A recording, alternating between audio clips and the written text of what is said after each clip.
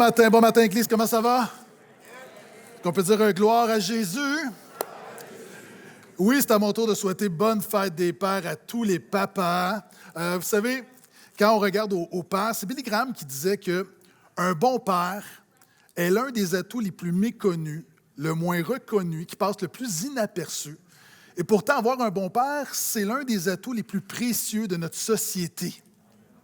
Quand on regarde l'image du père dans la culture populaire, je ne sais pas si vous êtes d'accord avec moi, des fois, on ne paraît pas bien. Juste à penser, les pères Homer Simpson. Est-ce que vous connaissez Modern Family? Phil Dunphy? Non. The Office, Michael Scott. Papa, La Petite Vie. Ken dans le film Barbie. Et notre conception de l'homme, du père, c'est vraiment, vraiment important. Et vous savez, dans toutes les religions, dans toutes les philosophies, on a une conception du père. On a une conception de Dieu. Dans l'islam, Dieu est quoi? Dieu est un maître qui demande d'abord soumission. Chez les francs-maçons, Dieu, c'est le grand architecte, le grand horloger qui a tout établi et qui s'est retiré, qui laisse le monde selon les lois de la nature.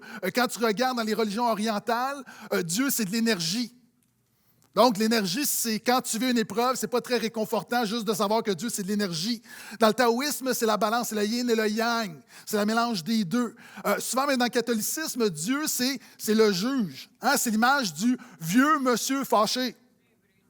Sur le trône avec la grosse barbe, qui est toujours en colère, une face de pickle, qui a passé sa vie dans le vinaigre. Est-ce qu'il y a des gens qui croient avec moi que ce n'est pas le Dieu de la Bible? C'est pas le Dieu de la Bible. Il y a des facettes, Dieu, oui, il y a un jugement, mais ce n'est pas le Dieu de la Bible. Jésus est venu nous révéler le Dieu de la Bible. Il nous a révélé que Dieu n'est pas de l'énergie. Dieu, ce n'est pas juste un maître. Dieu, c'est pas l'architecte. Dieu est un Père. Jésus nous enseignait à prier notre Père. Jésus a dit qu'il est venu sur la terre pour révéler le Père. Jésus va dire qu'il est le chemin, la vérité et la vie, et nul ne vient au Père, nul ne vient à Dieu que par lui. Et c'est pour ça, d'ailleurs, dans Jean, on voit que les religieux de l'époque ont voulu tuer Jésus. La première raison, parce qu'il disait que Dieu est son Père. Et le Dieu est Père, pourquoi? Parce qu'il est la source de toutes choses. Il est non seulement le créateur de toutes choses, il est celui qui prend soin de toutes choses. Est-ce que je peux entendre un amen à ça? Et c'est important parce que ta vision de ton Père, la vision du Père, influence la manière que tu vois Dieu. Et c'est le titre de ma prédication, « Ton Père influence ta vision du Père ». Ton Père, avec un petit p, influence ta vision du Père avec un gros P. Donc, la manière que tu vois ton Père, la manière que ta relation avec ton Père, la manière que tu es toi-même, influence comment tu vois Dieu. C'est le grand théologien F.F. Bruce qui dit « Dieu est le Père originel, toute autre paternité, je vais le dire avec des mots séparés, est une copie plus ou moins imparfaite de sa paternité parfaite. » Amen? Donc, sans plus tarder, allons dans la parole de Dieu. Je vous invite à ouvrir avec moi dans Luc, le 11e chapitre. Luc, le 11e chapitre. Versets 11 à 13. M'enlevez un petit peu d'écho, s'il vous plaît, je m'entends encore fort. Luc 11, versets 11 à 13, c'est un développement de Jésus sur la prière. Et voici ce qu'il va dire. Donc, si vous avez votre Bible et que vous êtes dans Luc 11, vous avez le droit de dire Amen. OK, les autres peuvent suivre sur les écrans. Donc, voici ce que dit Jésus. Quel père parmi vous, si son fils, sa fille, son enfant, lui demande du pain, lui donnera une pierre? Ou s'il lui demande du poisson, lui donnera-t-il un serpent au lieu d'un poisson? Ou s'il demande un œuf, lui donnera-t-il un scorpion?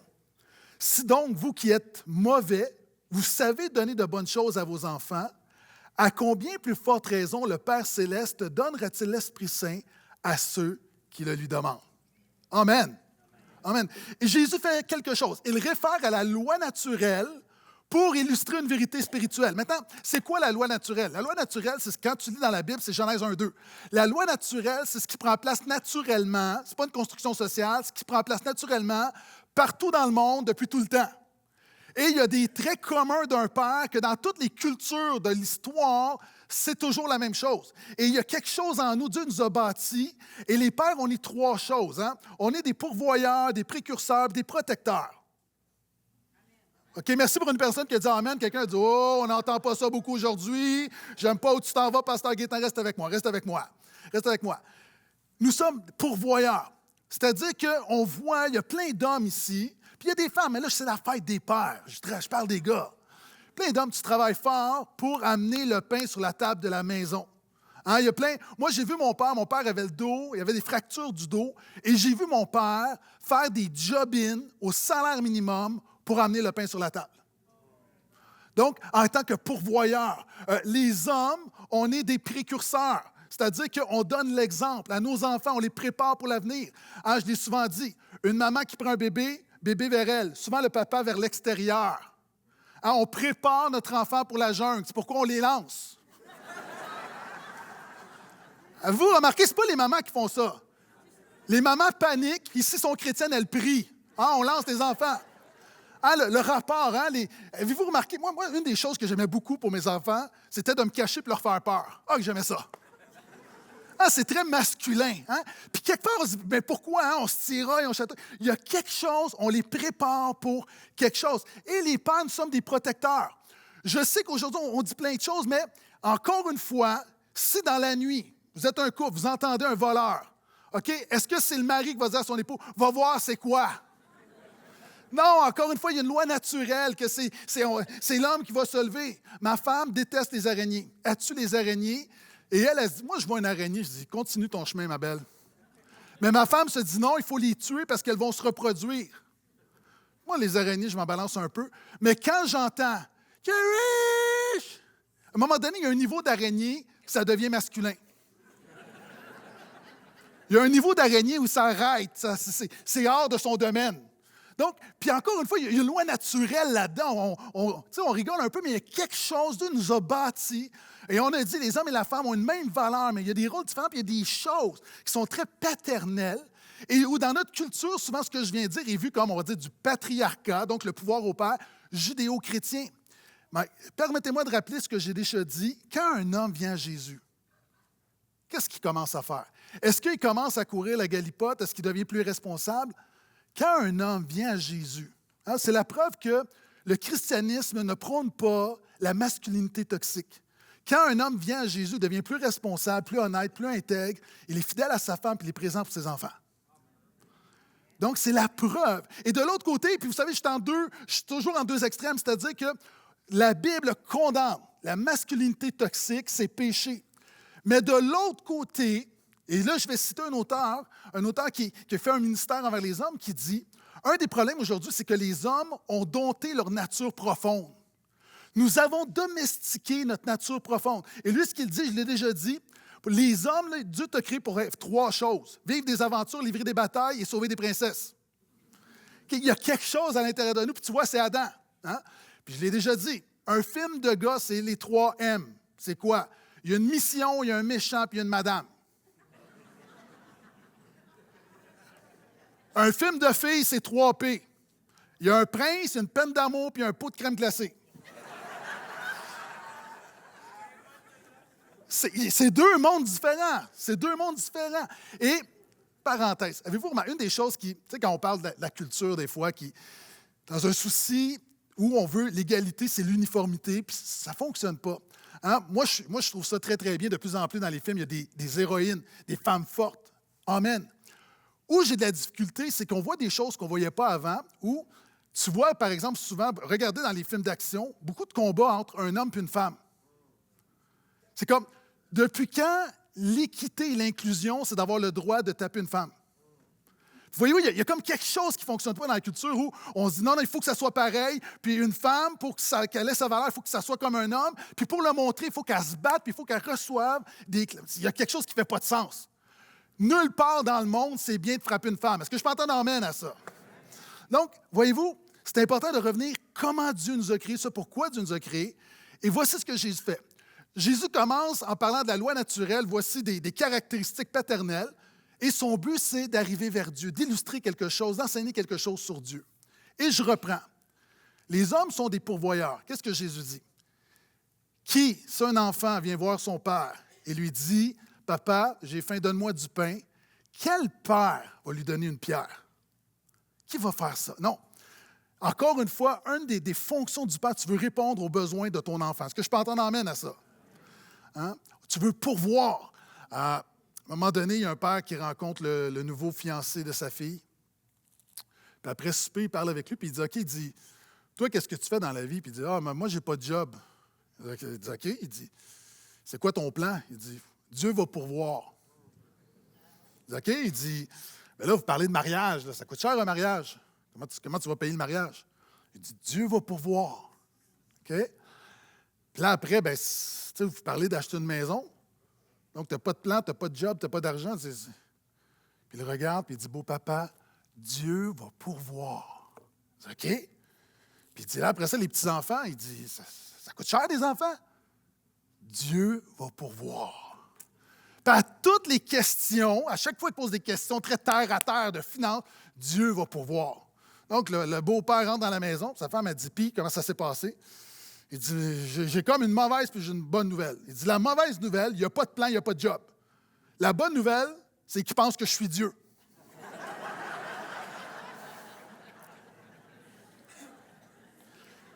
Moi, je veux juste dire, vous savez, il y a des choses là, qu'on ne réalise pas. Il y a plein d'hommes ici, là. Vous travaillez fort. Il y a des hommes ici, vous avez 2 jobs. Vous faites une job des fois que vous n'aimez pas. Vous travaillez fort pour mettre du pain sur la table. Et ça, c'est honorable. On le prend pour acquis, mais c'est honorable. Et vous savez, des fois, les chrétiens, on est un peu mystiques, on se dit, oui, mais ça, c'est tellement terre à terre. Martin Luther, au 16e siècle, OK? Voici ce qu'il disait. Chaque occupation a son propre honneur devant Dieu. Le travail ordinaire est une vocation, un appel divin. Dans notre travail quotidien, aussi important ou banal soit-il, nous servons Dieu en servant notre prochain et nous participons à la providence continue de Dieu pour la race humaine. OK.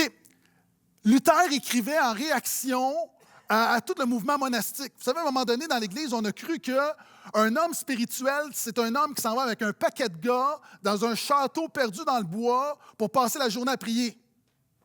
Et Luther répond en disant, ça, c'est pas faire l'œuvre de Dieu. L'œuvre de Dieu, encore, il met la distinction. Il n'y a pas de distinction entre le clergé et les laïcs. Nous sommes tous enfants de Dieu. Nous avons un sacerdoce universel. Est-ce que je peux entendre amène à ça? Et ce qu'on fait, il n'y a pas de séparation entre la vie religieuse et la vie séculière. Tout ce que le chrétien, nous faisons pour la gloire de Dieu. Et notre job, que ce soit au bureau, à l'achat, peu importe où ce que tu es, si tu le fais pour la gloire de Dieu, Dieu bénit. Et ça, c'est ton ministère, c'est ton appel et c'est honorable. Donc, c'est ce que la Bible dit. Et je continue. Parenthèse. Est-ce qu'il y a des gens, des fois, qui sont... Il y a des hommes, souvent, qui ont le syndrome de l'imposteur parce qu'ils disent, oui, mais moi, je suis juste un gars ordinaire. Okay? Ça fait presque 30 ans que je suis pasteur. J'ai rencontré toutes sortes de personnes dans ma vie. Puis il y a des gars, des fois, j'ai rencontré qui spiritualisent. Hein, que je parle de pourvoyeurs qui ne travaillent pas puis spiritualisent cet élément-là en disant que Dieu les appelle à prier et jeûner toute la journée. J'ai déjà eu quelqu'un comme ça, plus qu'un, qui me disait, à un moment, j'avais une discussion, il y avait une jeune famille, puis je disais, mais c'est parce que tu es en forme, tu n'as pas de problème de santé, on comprend. Bien, pourquoi tu ne gardes pas tes jobs? Puis il dit, parce que Dieu m'appelle à prier la nuit. Et là, ça semble super spirituel, mais ce n'est pas spirituel. Parce que regarde ce que la Bible dit. 1 Timothée 5, 8. Si un homme n'a pas soin des siens, surtout ceux de sa famille, il a renié la foi et il est pire qu'un infidèle. Te lever à tous les matins pour aller travailler, c'est aussi spirituel que jeûner et prier toute la journée.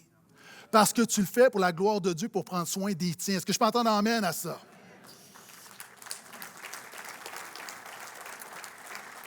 Et Jésus continue en disant, les pères sont des précurseurs. C'est-à-dire qu'il y a une forme de leadership, va dire, quel père, si ton enfant te demande un poisson, tu lui donnes un serpent. Puis dans le contexte, les commentateurs vont dire que, vous savez, pour la culture juive de l'époque, le poisson, quand tu pêchais un poisson, tu pouvais le manger, mais il y a des animaux que tu ne pouvais pas manger. Et le serpent est un animal impur. Puis en fait, ce que Jésus dit ici, il va dire, quel père, si ton enfant te demande quelque chose de pur, tu vas lui donner quelque chose d'impur. Et il y a une réalité ici où le père est celui justement qui il transmet quelque chose. Vous savez, le leadership spirituel, c'est vrai à l'Église, c'est vrai dans le sport, c'est vrai dans ta maison, c'est vrai partout en tant que père. Le leadership spirituel, c'est pas dire aux gens où aller, c'est leur montrer où aller. Hey, le mot précurseur, on le retrouve dans la Bible une fois, que c'est le mot prodomos, et qu'on l'utilisait pour quelque chose de très, très spécial. Lorsque, par exemple, un grand bateau arrivait, il y avait un port, et souvent, le port, il y avait soit des hauts fonds, il y avait des récifs. Le bateau ne pouvait pas s'engager dans la voie parce que s'il y a un coup de vent, c'est fini. Donc, ce qu'on faisait, on envoyait un précurseur. C'est quoi le précurseur? C'est qu'on envoyait un matelot avec une petite barque. On mettait l'ancre dans la petite barque, lui, il ramait, allait jusqu'au port, jetait l'ancre, et tranquillement, le bateau était attiré, était traîné jusqu'à bon port. Ça, c'est l'image d'un père où tu ne dis pas à tes enfants où aller, tu dis « je vais te montrer où aller ». Tu donnes l'exemple. Hein? C'est quelqu'un qui a dit « tu enseignes ce que tu sais, mais tu reproduis ce que tu es ». C'est Spurgeon qui va dire « instruis l'enfant selon la voie qu'il doit suivre, mais assure-toi de suivre cette voie toi-même. » Hein? En tant que père, on n'envoie pas nos enfants à l'Église. On dit « viens à l'Église avec moi ». Hein? Vous êtes là, donc dites « Amen ». Et troisièmement, je fais rapidement, Jésus sous-entend là-dedans, hein, il revient à des caractéristiques générales, je veux dire en français. Les pères sont des pourvoyeurs, les pères sont des précurseurs, les pères sont des protecteurs. Il dit, quel père, hein? Si ton enfant te demande un œuf, tu vas lui donner un scorpion. Hein, le père est celui qui protège ses enfants des scorpions. Je peux entendre amène à ça? Donc, il rappelle que les pères sont des protecteurs. J'ai lu comment est-ce qu'on formait autrefois les rites de passage chez les Autochtones. Dans une tribu aux États-Unis, je ne me rappelle pas laquelle. Donc, lors du 13e anniversaire d'un jeune, il y avait le rite de passage où on lui bandait les yeux puis on l'amenait en plein milieu de la forêt. Et il devait rester seul au milieu de la forêt et survivre avec des animaux dangereux, des prédateurs, tout ça. Et c'était ça le rite de passage. Si tu survivais, bravo, tu avais réussi. Sinon, tant pis. Donc, ce qu'on faisait, on amenait le jeune, les yeux bandés, et là, tout à coup, on le mettait là, puis on disait, maintenant, tu vas compter jusqu'à temps. Puis, et là, tout le monde partait. Et là, le jeune enlevait son bandeau, et là, il se retrouvait en plein milieu de la forêt. Il ne sait pas il est où. Il y a plein de dangers. Il doit survivre. Et là, toute la nuit, il lutte avec plein de choses. Mais il se produisait quelque chose. Alors que le matin se levait, que le soleil se levait tranquillement, il commençait à voir.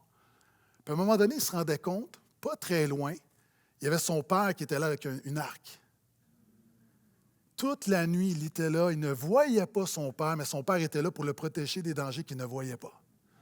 Ça, c'est l'image du Père chrétien. Dans la prière, nous protégeons nos enfants des dangers qu'ils ne voient pas. Amen.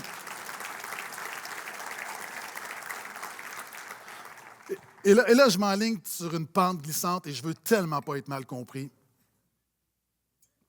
Vous savez, les pères, on est des protecteurs spirituellement, mais quelquefois, tu dois être aussi un protecteur plus physiquement.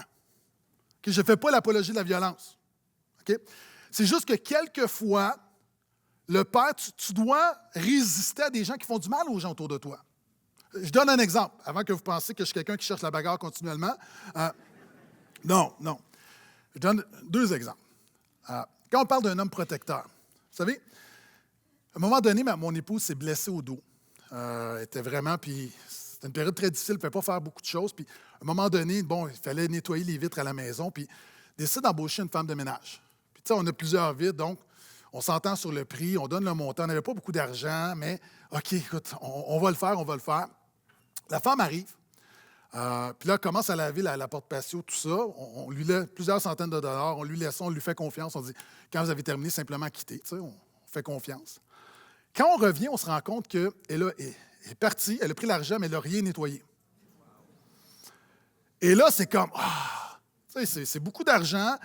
Et là, c'est comme, là, mon épouse, en plus, lutte avec 2 choses, c'est-à-dire, tu sais, elle, habituellement, elle veut les faire, mais elle ne peut pas. Puis là, en plus, on perd de l'argent.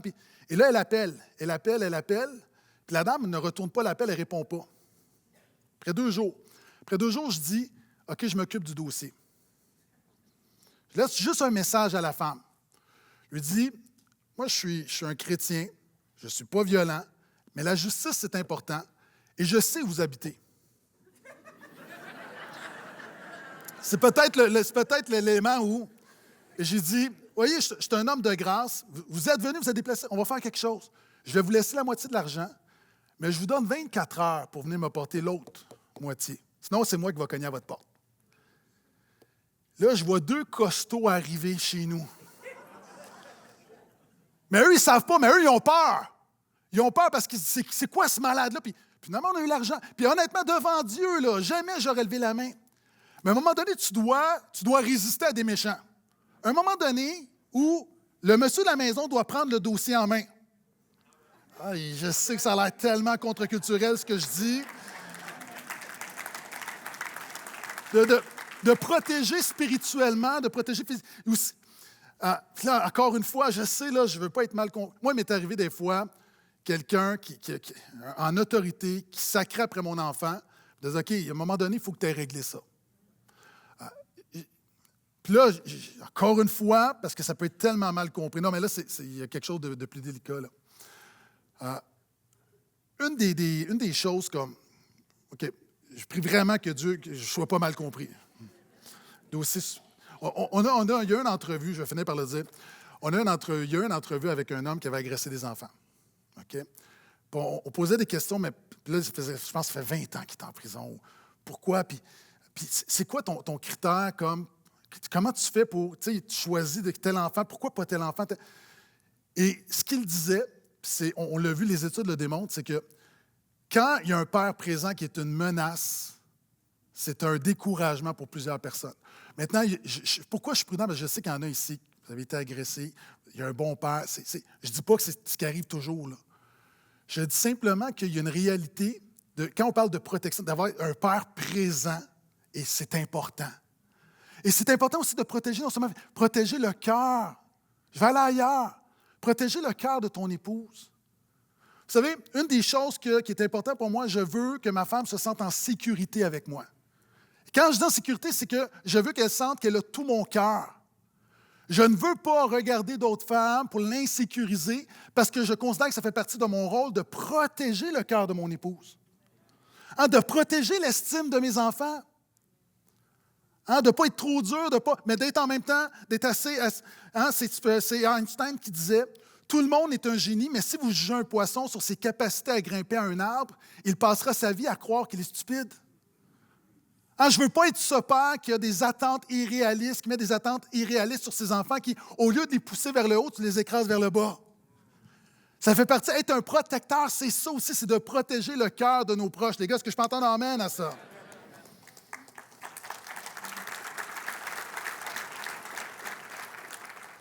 Donc, Jésus dit que les pères, encore, loi naturelle, de manière générale, sont des pourvoyeurs, des précurseurs, des protecteurs, mais les pères sont aussi des pécheurs. Et toutes les femmes disent « Amen ». Il dit Jésus, et c'est vous qui êtes mauvais. C'est vous qui êtes mauvais. C'est intéressant. Jésus dit, vous qui êtes imparfaits, puis que Dieu se sert de vous pour faire l'œuvre dans vos maisons. Puis il dirige, tranquillement, il arrive vers un parallèle. Puis oui, les hommes, nous avons besoin d'un sauveur, on a besoin de Jésus. Amen. Parce que nous sommes mauvais. Puis il y a des gens qui sont ici, non, mais voyons, moi je suis un bon gars. Puis il y a un homme, là, j'oublie son nom, un Russe qui était dans les goulags. Puis il a dit la chose suivante, qui est devenu un grand philosophe, qui disait que la ligne de démarcation entre le bien et le mal, ce n'est pas entre les personnes, elle est dans le cœur de chaque personne. Ça, on dit, moi, je suis bon, là. Non, c'est pas comme ça. Il y a tous une part d'ombre en nous. Ça s'appelle le péché. Et malheureusement, le péché contamine le bien qui est en nous. Puis les gars, on a besoin de l'aide, de la grâce de Dieu. Est-ce que je peux entendre amène? Il y a un homme qui appelle la police, il dit, ma femme est disparue. On dit, OK, à quoi ressemble votre femme? OK, elle mesure combien? 5 et 5? OK. Combien elle pèse? Je ne sais pas, entre 130 et 180 livres. Il dit, OK, il dit, quelle couleur sont ses yeux? Vous me posez des questions aujourd'hui, là. Je ne sais pas, c'est comme vert, bleu. OK, ses cheveux. Elle est toujours chez la coiffeuse, là. je sais pas, elle a des mèches, là. Quelle couleur les mèches? Blond, roux, noir, brun. Fait que là, le gars, il est comme ça sort pas bien, il dit, OK, qu'est-ce qu'elle portait? Ben, elle avait du linge, là. Là, la police dit, OK, mais là, monsieur, vous ne nous aidez pas, là, comme quelle couleur, tu sais. Il dit, ben, parti comment? Il dit, ben, une chose que je suis parti avec mon camion. Tu sais, puis c'est quoi votre camion? Mon camion, c'est un Dodge Ram 2024, 6 cylindres, 3,6 litres, le numéro de série 6Z34 3P8 24. Tu comprends? Des fois, les gars, on met notre attention à la mauvaise place. Que tous ceux qui ont besoin de Jésus disent Jésus. OK? Ben voici. J'aime beaucoup le proverbe qui dit même l'eau sale peut éteindre un feu. Vous dites, c'est quoi l'application? C'est nous l'eau sale. Malgré nos manquements, Dieu se sert de nous pour faire du bien. Je peux entendre amène à ça? Et c'est ce que Jésus dit. Les pères sont des pécheurs. Et alors que je parle justement naturellement ce que devrait être un père, je suis très conscient qu'il y a plein de gens, tu n'as pas eu ce genre de père. Puis tu as des hommes, tu réalises que c'est peut-être pas ta réalité. Malheureusement, tu as peut-être eu un père ou tu es peut-être un père qui ne pourvoit pas, tu as eu un père qui n'a pas pourvu à tes besoins.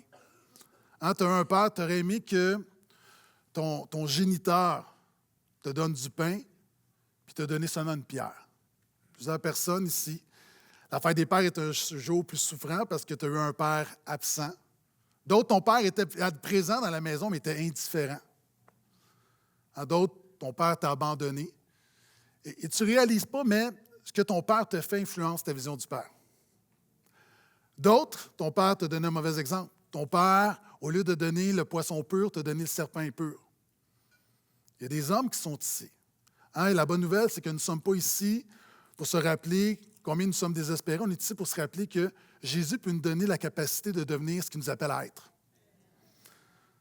Donc, il y a des hommes ici où ton père t'a donné un mauvais exemple. Ton père a été infidèle, ton père a été irresponsable. Déjà ici, ton père est un manipulateur, est un menteur. Peut-être que c'est ton cas. Puis il y a plusieurs personnes ici, ton père t'a donné un serpent. Et d'autres, ton père te fait souffrir. Ton père te donne un scorpion. Alors qu'il devait te protéger du scorpion, ton père te fait souffrir de manière indirecte ou indirectement. Ton père était peut-être un alcoolique, ton père était peut-être violent, peut-être abuseur, peut-être ton père verbalement. Puis la réalité, c'est que, vous savez, nos pères et nos mères sont les personnes qui sont les plus proches de nous très, très tôt, et c'est ceux qui ont la plus grande capacité de nous blesser. Et c'est ceux qui, lorsqu'ils sont utilisés par le Seigneur, qui ont la plus grande capacité de nous restaurer.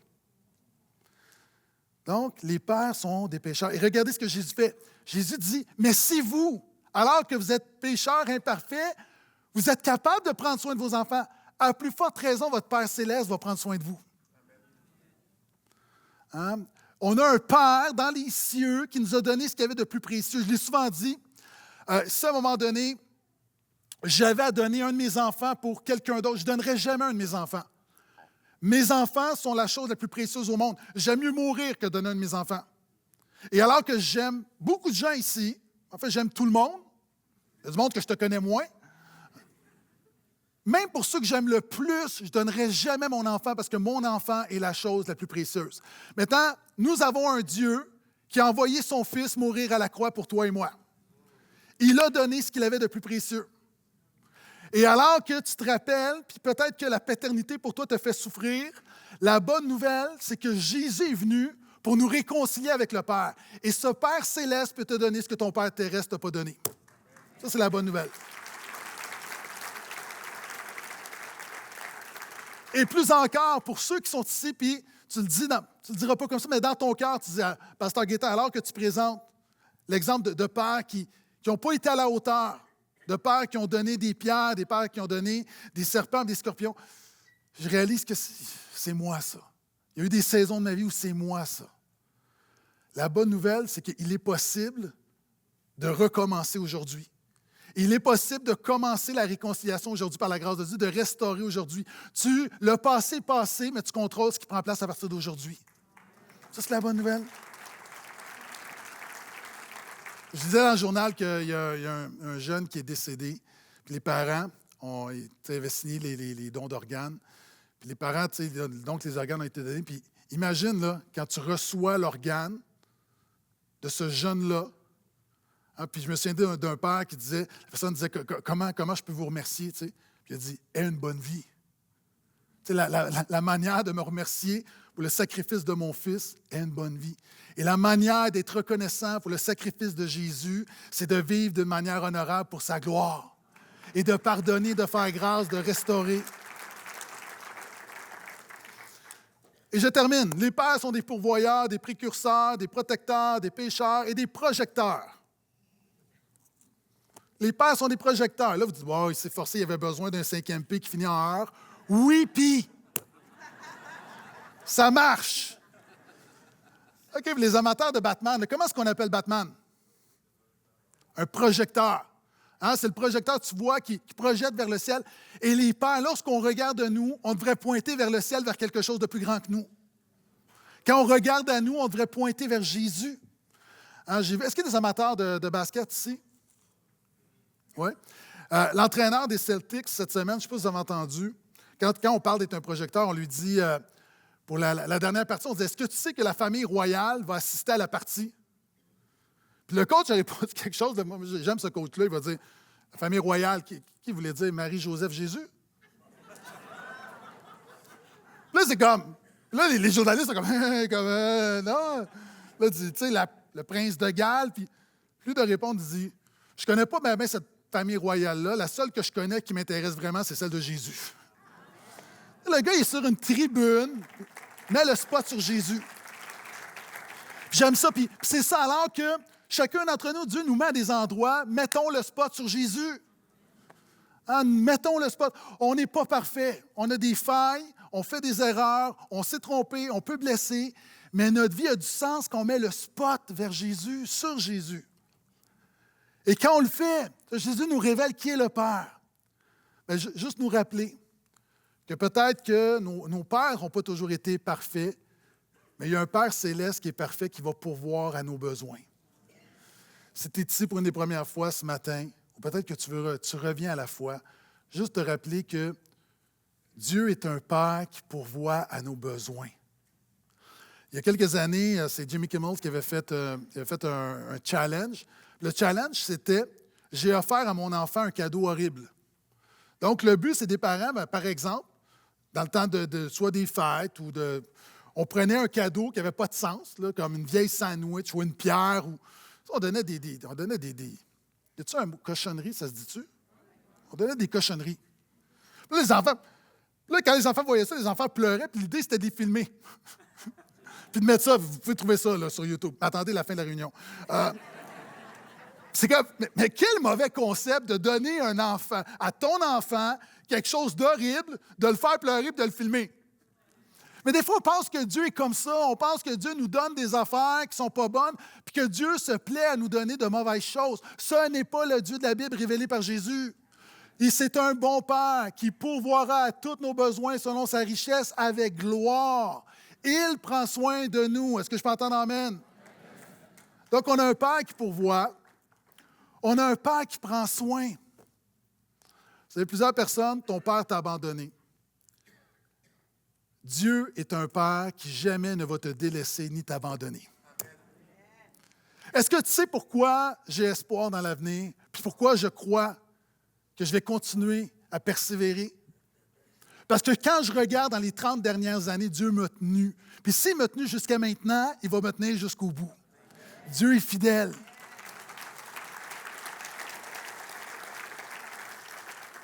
Et Dieu est un Père qui protège. Hein, il y a des gens ici, tu as reçu la vie, je vais le dire comme ça. La vie t'a envoyé un scorpion, des scorpions. Et surtout quand on est chrétien, on a de la difficulté à comprendre pourquoi on reçoit des scorpions si Dieu est souverain. Et ce qui est intéressant dans le texte, c'est qu'on est dans Luc 11. Luc 10, Jésus va dire que les scorpions, c'est la puissance de l'ennemi. Hein, puis souvent, on a de la difficulté quand on reçoit, on est éprouvé, puis on pense que Dieu nous envoie des épreuves. Et Jacques va dire que personne, lorsqu'il est éprouvé, lorsqu'il est éprouvé, ne dise c'est Dieu qui m'envoie du mal. Hein, Dieu n'envoie pas de mal. On le voit comme ça, Dieu prend plaisir à nous envoyer du mal. Hein? On est dans un monde qui vit les conséquences du péché. C'est justement de ce monde que Jésus est venu nous sauver. Et mais ça, on fait des fusions, des amalgames dans notre tête et on est fâché contre Dieu. Alors que Dieu n'est pas notre problème, Dieu est notre solution. Dieu est celui qui nous protège. Dieu n'est pas celui qui nous attaque, qui nous agresse. Ce n'est pas le Dieu que Jésus est venu nous révéler. Quand tu es un enfant de Dieu, il promet de prendre soin de toi et de te porter dans l'épreuve. Je disais la semaine dernière, je faisais des funérailles, puis particulièrement tragiques, puis je disais, vous savez, on connaît l'histoire, hein? L'histoire de la personne qui, à un moment donné, regarde à sa vie, puis regarde des traces sur le sable, puis voit 2 traces de pas. Puis c'est Jésus qui marche avec cette personne-là. Puis à un moment donné, dans les moments les plus difficiles, il y a juste une trace de pas. Puis la personne va dire, Seigneur Jésus, comment ça se fait que dans les moments les plus difficiles de ma vie, tu m'as abandonné? Puis Jésus répond, non, c'est que je t'ai porté. Hein? Dieu nous porte, Dieu nous aime, Dieu nous garde. Est-ce que je peux entendre amène à ça? Hein? Puis lorsqu'il y a des scorpions dans nos vies, ne soyons pas fâchés en disant que Dieu m'envoie le scorpion. Dieu est là pour te délivrer des scorpions. Je suis tombé là-dessus sur le site de Santé Canada. Il y a un avertissement. OK? Il y a un avertissement là, en disant que si vous achetez tel type de légumes ou de fruits, faites attention, ça vient de tel pays, vous pouvez trouver telle bébite, telle affaire, telle affaire. Et là, ça dit que quand vous achetez des bananes, vérifiez qu'il n'y a pas des scorpions dans les bananes. Je ne sais pas pour toi, moi, je n'ai jamais fait ça. Mais je commence maintenant. Parce que ça dit, ne paniquez pas, ça n'arrive pas très souvent, mais il peut y arriver des fois que des scorpions se cachent entre les bananes. Pourquoi qu'on ne nous l'a pas plus dit? Puis là, la réalité, c'est que, mais si tu prends, attends, j'arrive avec des bananes puis un scorpion, est-ce que je vais commencer à accuser le gouvernement du Canada? Il y a une réalité, c'est que je comprends que dans ce monde, mais où il y a des scorpions, puis c'est pas normal, mais ça arrive. De la même manière, le chrétien vit des épreuves. Nous sommes dans le royaume de Dieu, mais nous marchons encore dans un monde qui a besoin d'être délivré. Nous attendons la gloire. Et quand il y a des scorpions, on n'accuse pas Dieu, on dit, Seigneur, délivre-moi du scorpion. Amen. Dieu protège. Et alors que les musiciens viennent me rejoindre, en fait, la question que je veux te poser ce matin, alors qu'on parle des pères qui reflètent, qui projettent vers le Père, la question que je te pose, c'est, es-tu un enfant de Dieu? C'est une chose qu'il y a à retenir ce matin. Es-tu un enfant de Dieu? Si tu me dis oui, sur quelle base? Sur la base d'un baptême que tu as reçu bébé? Sur la base d'une petite prière que tu fais avant de te coucher? Sur la base de tes bonnes valeurs? La Bible dit qu'un enfant de Dieu, ce n'est pas ça. Un enfant de Dieu, c'est quelqu'un qui était réconcilié avec le Père par l'œuvre de Jésus. C'est quelqu'un qui s'est confié en Jésus. La Bible dit que Jésus nous a donné le pouvoir de devenir enfants de Dieu. Une des manières de dépeindre le christianisme dans la parole de Dieu, c'est de dire que Dieu nous a adoptés. Alors qu'on était étrangers, alors qu'on vivait notre vie à notre façon, alors que, si nous sommes honnêtes, on ne voulait rien savoir de lui. Jésus est venu pour nous ramener vers le Père. Ce Jésus qui a vécu, qui a eu une vie parfaite, qui est mort à la croix. Et quand tu mets ta foi en lui, la Bible dit que Dieu te voit comme Jésus. Tu deviens automatiquement aussi pardonné que Jésus, même si Jésus n'a jamais péché, ou je vais le dire autrement, aussi justifié que Jésus, aussi juste que Jésus. Puis il y a une réalité, l'essence de la vie, c'est de revenir au Père. Ma prière pour vous, c'est que tu puisses comprendre qui est vraiment Dieu. Ce jour de la fête des Pères, notre Père ou nos Pères influencent notre vision du Père. Et ma prière, c'est que Dieu, par son esprit, puisse décontaminer, puisse enlever toutes ces fausses conceptions qu'on a sur Dieu qui nous viennent souvent de nos pères pécheurs. Et le problème, c'est que souvent, c'est qu'on veut comprendre le Père à la lumière des pères humains, alors que Dieu a donné les pères humains, encore une fois, pour illustrer sa bonté, sa grâce. Donc, ma prière, c'est que tu puisses revenir au Père. Est-ce qu'on peut pencher la tête quelques instants?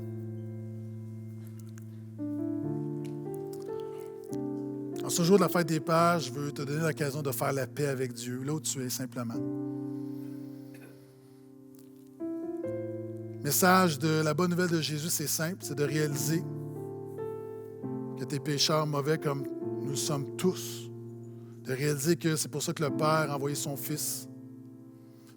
Et de te confier dans ce Fils, de se confier en Jésus. Ce Jésus qui est le seul chemin vers le Père, ce Jésus qui te réconcilie avec le Père. Il n'y a pas d'autre manière de te rendre à Dieu. Ce n'est pas par un rite, ce n'est pas par une église, c'est par une personne, Jésus-Christ. Et c'est tout simple.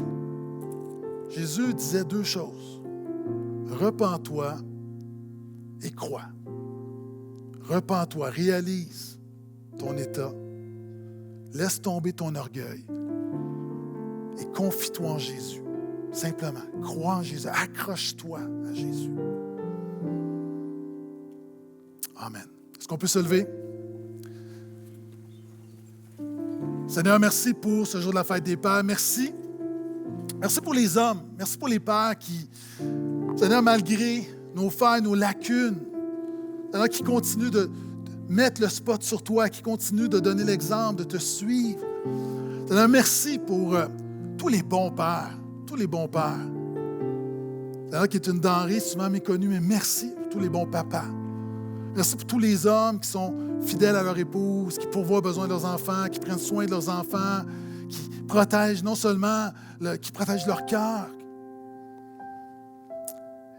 Et Seigneur, alors que nous sommes dans ta présence pour tous les hommes ici, on réalise aussi qu'il y a des parts de manquement et du péché dans nos vies.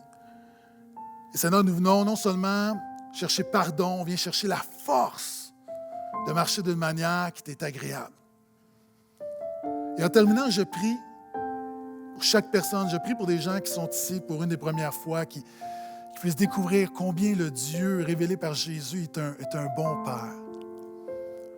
Et je prie également pour ton peuple. Alors que souvent le dimanche, nous disons « Notre Père, notre Père, notre Père », mais le reste de la semaine, nous vivons comme des orphelins. Donne-nous d'avoir une vision juste de qui tu es. De ce Père qui ne donne pas des pierres lorsqu'on demande du pain, qui ne donne pas un serpent lorsqu'on demande du poisson, qui ne donne pas un scorpion lorsqu'on demande un œuf. Tu es ce Père qui pourvoit à tous nos besoins, tu es ce Père qui prend soin de nous, tu es ce Père qui ne nous abandonne pas, qui ne nous délaisse pas, tu es ce Père qui nous protège, tu es ce Père qui nous forme. Et en ce jour de la fête des Pères, nous regardons à toi, le Père céleste, et nous te disons merci, te donnons la gloire qui te revient, dans le nom de Jésus. Et tout le monde dit Amen, Amen.